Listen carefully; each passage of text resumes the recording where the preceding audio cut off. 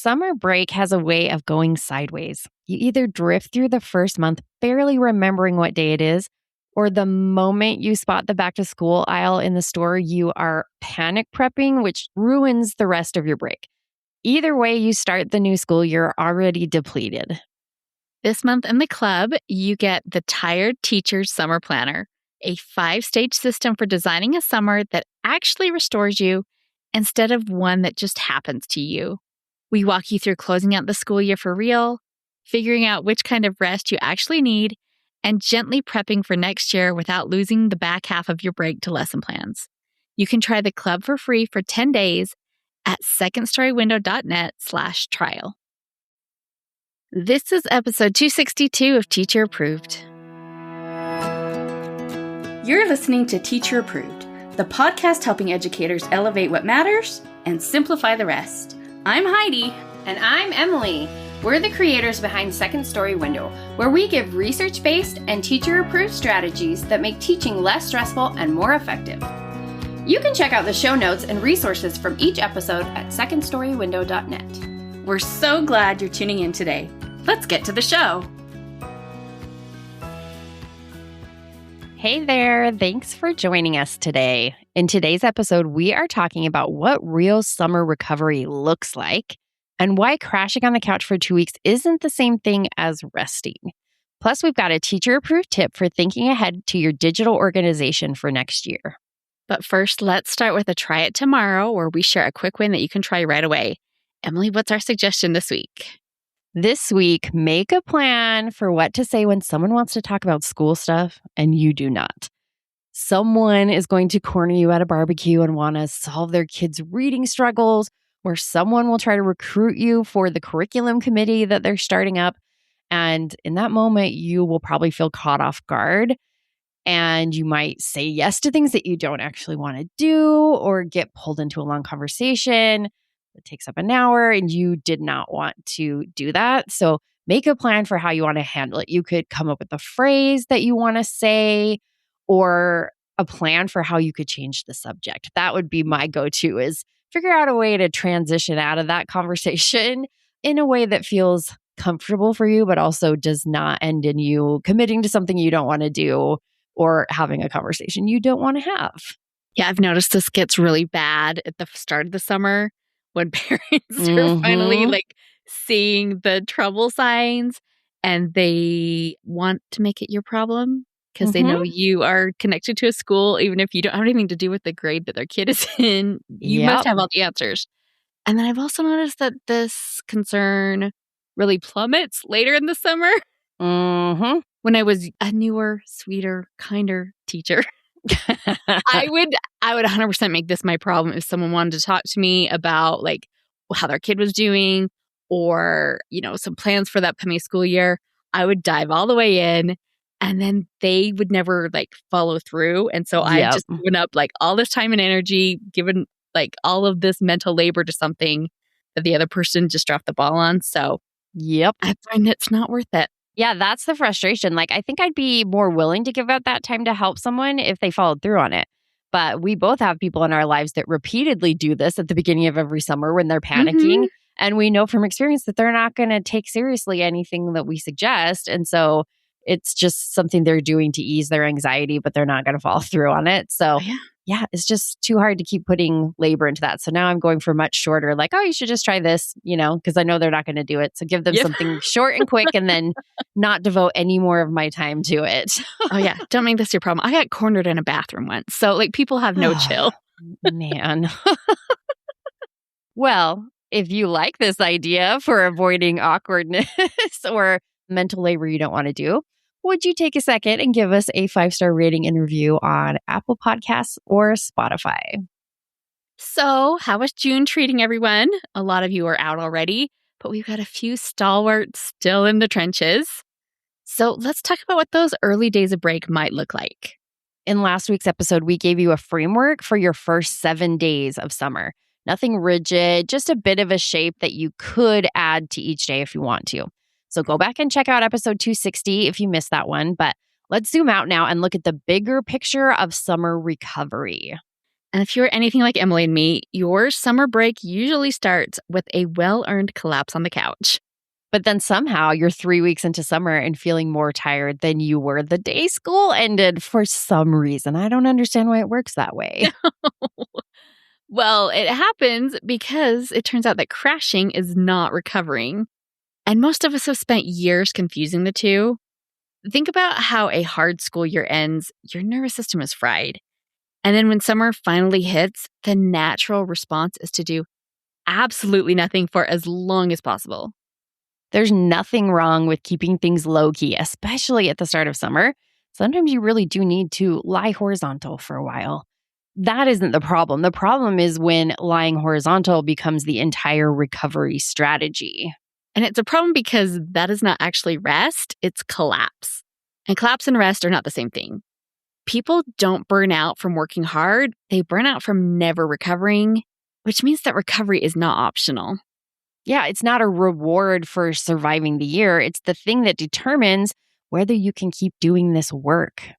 The reason that collapse doesn't help is that real recovery is active. It's not the same as zoning out. Now, zoning out feels like rest because it is the opposite of work, but it doesn't actually restore you. Active recovery means doing things to refill what got drained. This is the trap I fell into pretty much every summer. I collapsed like all my bones had melted, and it was me and the couch for weeks. And because I don't have kids, I could do that. And it was lovely. But as I started getting a bit of energy back, I took that as my go sign. If I could string two thoughts together, that meant it was time to dive back into prep. I had color-coded to-do lists, decorated with floral clip art, of course, because it was summer. And I went full throttle. Unpaid hours on the computer and in the workroom. Just all of it. I knew how hard the school year would be, and it felt like if I didn't solve every problem in the summer, I wouldn't be able to deal with it once I was in the thick of teaching again. Yeah.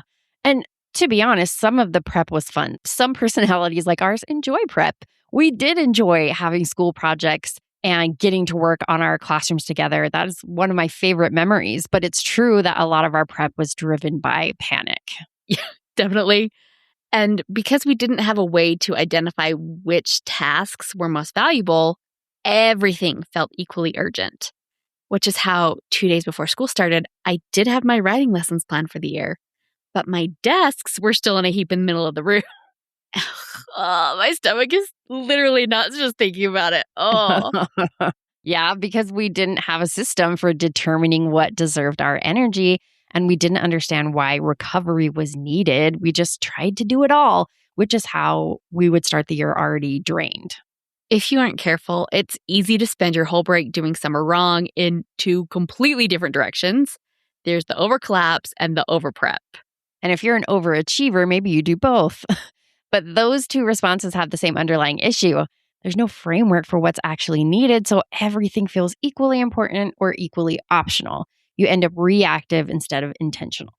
So that is where our summer framework comes in. We call it recovery and readiness. It gives you 4 different lenses to look at recovery and guides you to set gentle, prioritized boundaries around work. As we mentioned earlier, recovery is active, but that doesn't have to mean training for a marathon active unless that's your jam. And if it is, more power to you. We will be cheering you on from our air-conditioned houses. But we just mean that recovery has to have a direction to be beneficial. So we have split it into 4 different types. And the first type of recovery is to relax. And this might be where your couch collapse comes into play. Relaxing is about slowing your nervous system. This is what you need when you've been operating in overstimulated chaos for 10 months straight. You probably know if you need this type of recovery. The signs are pretty clear. You're down to your last nerve. Everything feels heavy. You can't sit still, but you also can't focus. You may even feel anxious trying to rest because your brain just is not used to working in that mode. That's a really specific kind of depletion, and the recovery for it is also specific. Think quiet activities and low stimulation environments. Just watch out for the massive pitfall that claims us all now and then, screen time. Most of us default to TV or our phones or both when we need to relax. Though that feels like low stimulation, it's actually keeping your nervous system activated. Your brain is still processing input. It's just a different kind of input. True relaxation means you need some time to unplug. You don't have to give up your phone entirely, but try to tame the flood of constant content. And this is a place where Emily and I have landed in very different spots. Emily's go-to for relaxing is jigsaw puzzles. It's true. I love a puzzle. I was just puzzling yesterday. It just cracks me up so much because puzzles are unlike anything Emily's ever been into before. It feels to me like it just came out of nowhere. Honestly, I don't even know where it came from other than I discovered I enjoyed at Christmas time, like just doing a little Christmassy puzzle.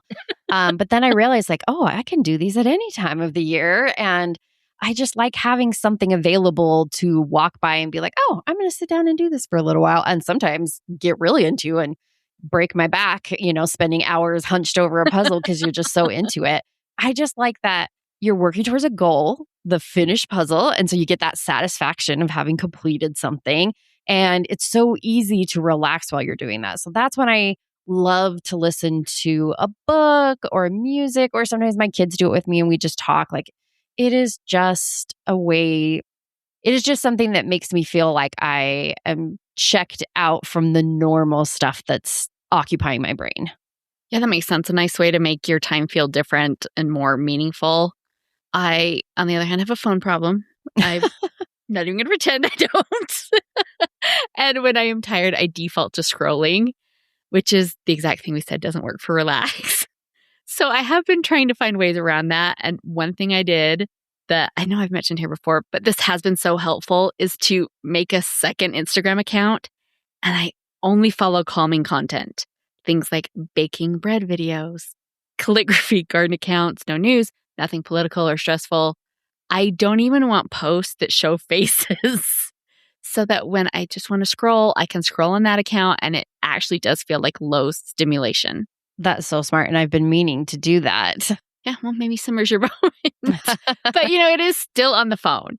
So lately I've been trying to branch out into more tech-free options. My current fave is sticker by number books. It's kind of like a puzzle, but I don't have to think about it as hard. And Emily and our mom got me a fun new one for my birthday. I like that it's just low effort. And when I'm done, I don't have any artwork that I have to find a place for. I can just recycle it. It's done. It's out of my hair. No clutter. Well, it's a lot like a puzzle where you have a little end goal that gives you a little hit of like, ooh, I got something done, but then you can just move on from it. Yes, we do like our productive relaxation.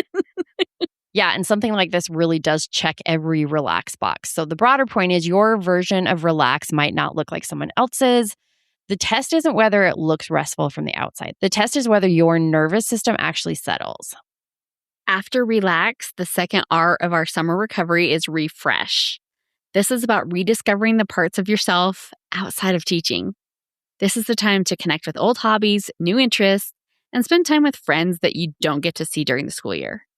You'll know you need to refresh when someone asks you what you do for fun and you genuinely can't think of any answer. Or when you realize you haven't read anything that isn't a children's book in months. Now, the pitfall with refresh is that it gets confused with self-care in the bath bomb and face mask sense. And of course, those things are nice, but they don't necessarily do the identity work. You can have a perfectly nice spa day and still come out the other end wondering who you are. Yeah, refresh is a deeper kind of restoration than that. But you also may need our third R, which is refocus. Lean on this when the school year was so all-consuming that everything else fell apart. Maybe your house is a disaster and all your routines have flown out the window. This one shows up as a low-grade anxious feeling about how disorganized everything is. Maybe you can't relax because the clutter is bothering you, or you keep thinking you need a reset, but you feel too overwhelmed to start. When something feels too big, it's best to make it smaller. Instead of reorganizing your kitchen, start by cleaning out the silverware drawer or setting up a dishwashing schedule. Think gentle ordering, not a productivity binge. You need just enough structure that things feel manageable again. And the pitfall here is huge. Refocus can flip into the productivity trap if you're not careful. You start with, I'll just reorganize my closet, and 3 days later, you're in a bigger mess than when you started. Yes, That is the classic MPRS, the mid-project regret syndrome. I know it well. It's that thing where you decide to clean out a closet and organize your cabinets. And so you pull everything out and then you look around and you're like, I don't want to do this anymore. I've lost steam, but now I've made it so much worse and I have nothing left to get me to finish this task. Oh, yeah. Or you take everything out of your closet and then you can't get to bed at night because it's covered in your clothes. But the last thing you want to do is spend 3 hours putting them all back. Yeah. Or all your pots and pans are balanced on the kitchen island. And now you're more stressed than you were before you started because at least you could get to the microwave before. So if refocus is your R, the rule is start small. Smaller than feels worth it. One drawer, one shelf. Finish the small thing before you move on to anything bigger. And that brings us to our fourth R, which is recharge. This is the fun one because it's about rebuilding energy. This is what you need when nothing sounds fun. Nothing sounds bad. You just feel kind of beige.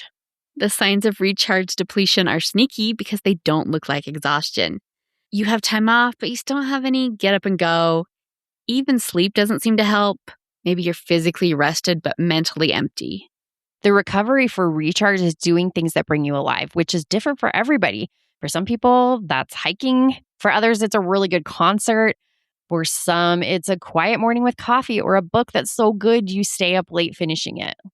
And recharging could mean doing schoolwork, but only if school projects are enjoyable for you. I'm someone who does get a genuine thrill out of planning a new unit. I love that stuff. It's like a drug. Oh, yeah. I mean, doing those big projects we used to do in the summer was very thrilling.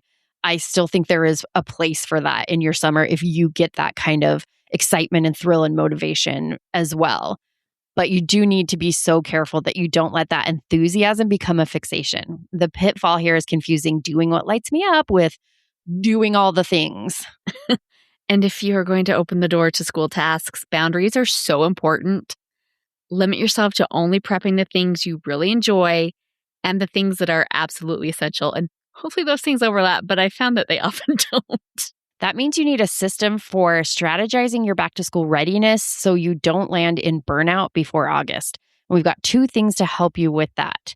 First, later this week, we are airing one of our Can't Miss Classic episodes all about how to set work boundaries to protect your recovery while still letting you get your prep done. And our second help is this month's Teacher Approved Club Focus. We've got a bonus training to help you design the type of summer that you need for recovery and readiness. And we have a resource that I'm so excited about. We're calling this our Tired Teacher Summer Planner. It's so good. It is jam-packed with goodies. It takes you step by step through identifying which of your 4 R's you need most this summer, and then mapping out what that actually looks like for you specifically. And that way you're going to walk away with a personalized recovery plan instead of just a generic one. Maybe this year was brutal and you need to lean really hard on relax. Or maybe you're feeling like your life is falling apart and you need some guidance around refocusing your routines. Whatever you need, we can help you find it. There's a link in the show notes if you want to join us in the club. That way you get access to this month's summer resources plus all our other amazing, fun club bonuses. And we've got some really fun things going on with the club this summer. But if you need some place to start right away, ask yourself a couple questions. First, which of these 4 descriptions made me feel, yeah, that's me? Sometimes the answer is just immediate. And the second question is, imagine yourself 2 weeks into an unstructured summer. Picture the version of wasted time that would bother you most. For some teachers, if what you want to avoid is 2 weeks of scrolling your phone, think about what relaxation looks like without screen time. If you hate the thought of still feeling like a stranger to yourself 2 weeks into the break, then that's a sign you need a refresh. If the version that haunts you is your house still being a wreck and your time feeling scattered, then you need some refocus. And if it's nothing sounding fun and not being able to get motivated, then you probably need a recharge. The version of failure you're most afraid of is often the version of recovery you most need. And if you feel like you need a mix of R's, that's totally normal. Refresh might be calling to you, but you likely need relax first before you even attempt to reconnect with life. Yeah, if you are so on edge that you can't sit still, you're not going to be able to settle into a hobby that you used to love. Your nervous system has to come down before the deeper restoration work can actually happen. So a summer plan might start with a week or two of pure relaxation and then transition into refresh once you've actually settled. Or you might need refocus first because the chaos around you is keeping you from being able to rest at all. Another thing to keep in mind is that your circumstances might force a particular form of recovery. For example, if you have small kids at home, relaxing in the quiet, low stimulation sense is just not happening. You're probably laughing when we were even mentioning it. Your house is loud and your downtime is constantly interrupted. Which is ironic because we just had to pause because my child just came in to interrupt me while we were recording this. But in that case, relax has to look different. It might be a quiet 10 minutes on the porch before everyone wakes up or listening to audiobooks while folding laundry. Or if you're really lucky, a long shower with the door locked. But maybe don't get your hopes up on that one. And it's the same with the other forms of recovery. If your version of an identity restoring refresh is a girls' weekend away, and that's not on the cards this summer, find a smaller version. Maybe you schedule coffee with one friend, or you pick up a hobby you can do in 20 minutes between dinner and bedtime. Like a sticker by number book. The framework doesn't care about the scale of the activity. It cares about whether you're hitting the right kind of restoration for what's actually depleted. A teacher with small kids doing 20 minutes of journaling a week is doing more genuine refresh than a teacher with all the time in the world who's just filling time. So think about the type of recovery you need to start with. Do you need relax, refresh, refocus, or recharge? And then give yourself permission to do it. If the little critic in your head starts trying to tell you that you're not doing enough, remind yourself that recovery is not selfish. It isn't lazy, and it is definitely not something you have to earn. It's the thing that lets you keep showing up. Without it, you're not bringing your full self to your students next year. You're bringing the depleted version, and those kids deserve the full version of you. Now, as lovely as the thought of summer recovery is, wouldn't it be even lovelier to get to your summer break and not need recovery at all? Wouldn't it be great if the school year didn't drain you so much that you're left deciding, do I need 2 weeks or 3 weeks of recuperating on the couch? Yeah, and that is why we wrote our book, Structure and Spark. The whole premise is that learning to work with the rhythms of each season instead of fighting them is the actual antidote to burnout. What you're recovering from right now isn't a hard week or a tough class. It's the slow accumulation of a year spent pushing through every season the same way.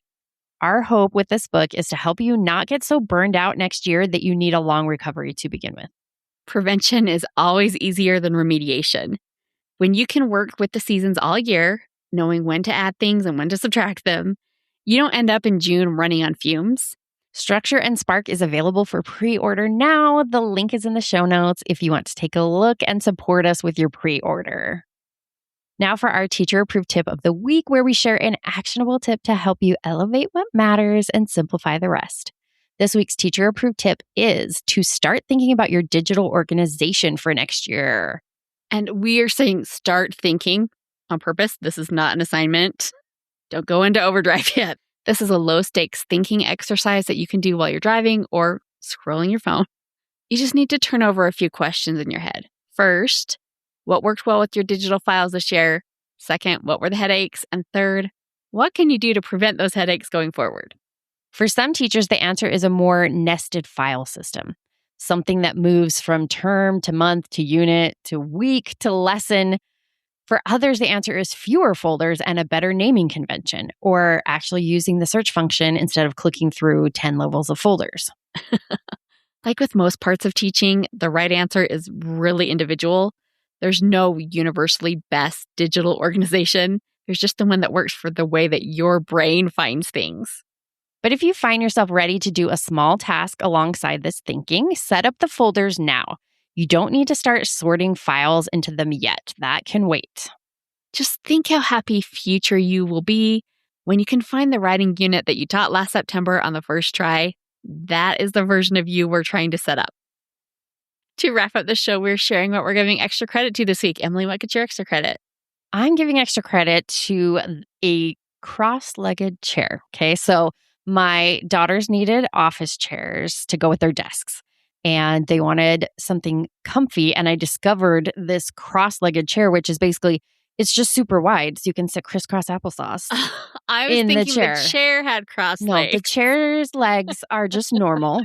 But your legs are cross-legged. But I'm calling it cross-legged because that's what the search term is. It's definitely not crisscross applesauce chair if you're searching Google.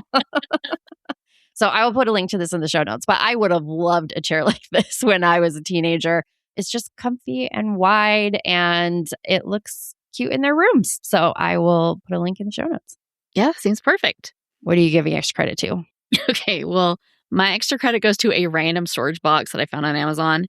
And I'm only sharing it because it solved a niche problem that I didn't find anyone mentioning online. So I'm going to share this in case you also have this problem. So I recently had to take possession of my 1988 Samantha doll that had been in my parents' basement. And her original box is long gone. What she's in now is like a banker box, which is fine, but it has like the holes in the side. And when I see holes, I think spiders. So I wanted something completely enclosed. And given the popularity of American Girl dolls, I thought it would be easy to find a storage box that's made for them. Now, maybe there's a whole industry out there and I was just looking in the wrong place, but I could not find anything. No, I have had the same problem. I have all my Molly stuff just like in a big plastic bin, but then it's just like all in there together. And I have searched for something and not found it. So tall me what you found. Here you go. Well, this is all, everything is in there, but it all fits. So okay. I ordered a bin that was 18 inches because that's how tall the doll is. But when it came, like the width of the box was huge. I know the measurements were on there, but somehow I just didn't compute. And like, I only have a few dresses for Samantha, so I don't have a bunch of her accessories, but I had her little doll pram. I wonder where that is. Oh, no. Anyway, I decided to get a box that's 15 inches and gamble, and it worked out perfectly. So she fits if I put her in on a diagonal, and then there's plenty of room. I could just layer all of her dresses on top of her. Poor Samantha. Well, you could put the dresses on the bottom and layer on I top. guess I could do that as well. And there is nothing particularly special about this bin. I think any 15-inch box would work, but I will put a link in the show notes in case you want some direction for your own bin search. Well, I like that it's a little more snug. I mean, that's part of what I don't like about the big tub I have now that has all our stuff in it, because it can just kind of roll all around in there. And I want the doll to be a little more protected because her limbs are getting loose. Oh, dear. Yeah, this is all just well contained. It fit on top shelf of my closet for some future day. And then it's all sealed up so there aren't any holes on the side for handles. It actually came with a little tiny padlock that I'm not even going to bother to use. But gotta lock there. up your plastic bin with your American Girl doll in it. Hey, it's vintage now. That's true. I can take it on Antiques Roadshow. Apparently. Well, that is it for today's episode. Remember, crashing is not recovering. Figure out which R you need most this summer and let that be your recovery plan. And if you enjoyed this episode, please share it with a teacher friend who could also use some support in this summer season. We hope you enjoyed this episode of Teacher Approved. I'm Heidi. And I'm Emily. Thank you for listening. Be sure to follow or subscribe in your podcast app so that you never miss an episode. You can connect with us and other teachers in the Teacher Approved Facebook group. We'll see you here next week. Bye for now. Bye.